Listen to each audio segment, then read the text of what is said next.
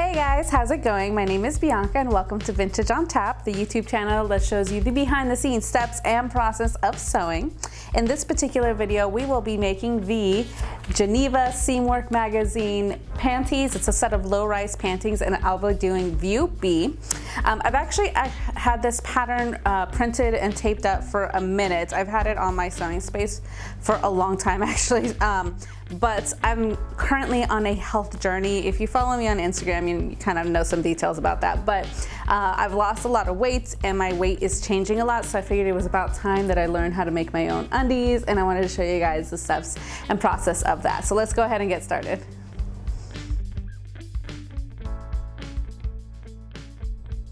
So here we go, making the Geneva underwear. So I'm using a basic 4-way stretch knit, as well as some stretch lace, which I've actually had in my stash for a little while.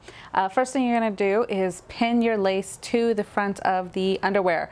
Now, just make sure that if you're using anything scalloped like this, that the scallops kind of are parallel and match up on the opposite side, just so that they're even. When they're completed, they're gonna look the same. So I went ahead and used a zigzag stitch to go ahead and tack that down. And now the next thing I do is I go ahead and cut out the back because I want to be able to see the skin through that little bit of lace. Looks very nice. All right, so next thing you do is work on the crotch piece.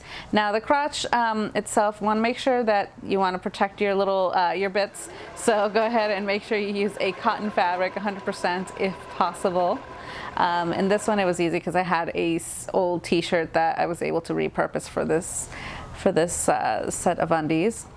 But go ahead and pin it, and then you're going to actually turn it inside out and then pin the front to the back. So essentially you're pinning 3 layers of fabric together at the crotch at this point. So you can see there, layer 1, layer 2, layer 3. Now before I sewed it down and tacked it down with the sewing machine, I went ahead and basted everything in place just to make sure that nothing would wiggle as I went. And then again, zigzag stitch that down.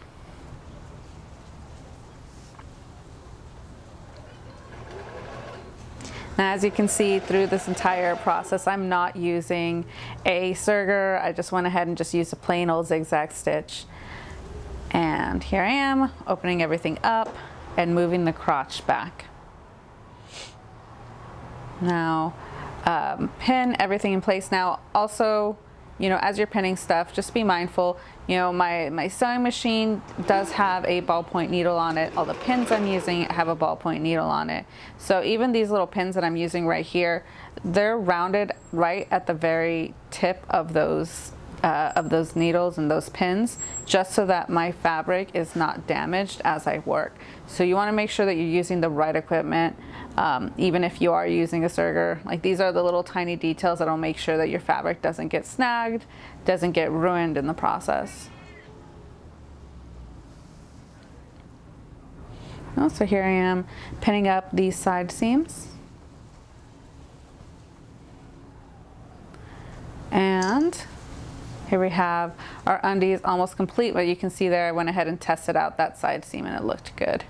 So I decided to use fold over elastic for the top and the legs of these Geneva underwear. So, you know, as per the directions, it was, you know, measure out the top and then kind of remove a couple inches just to make sure that it was nice and snug.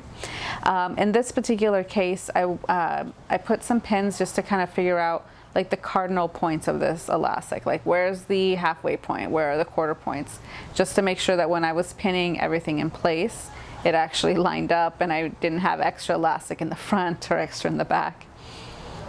So you can see here, I'm gonna go ahead and just slip that double fold elastic, or I'm sorry, that fold over elastic over the waistband, and then I went ahead and started pinning all the way around.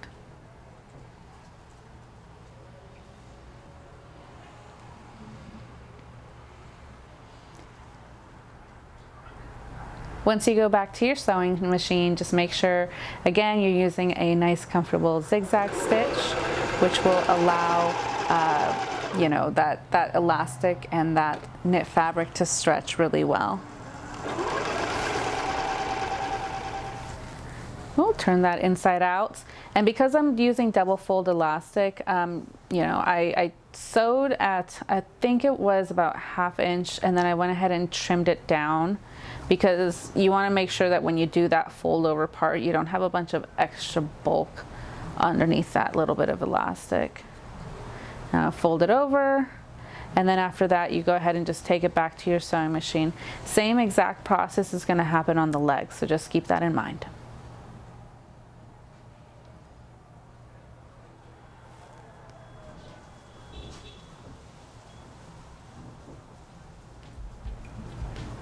Cool. So zigzag stitch and you're good to go.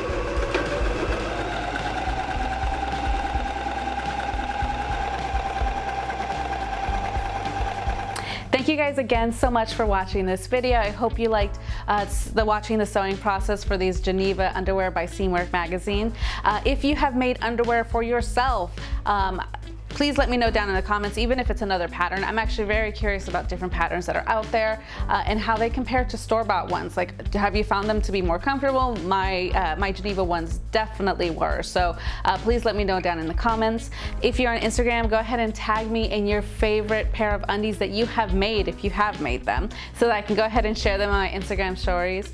But yeah, if you're on Instagram, go ahead and follow me. I post a lot of stuff there all the time. Also, if you're brand new to sewing, I do have a Start Here page, so you can check out some of my favorite projects and kind of like some of my sewing tips through there as well. With that said, thank you again so much for watching the video. Like, share, subscribe, all the places, all the stuff, and I'll catch you guys in the next one. Bye.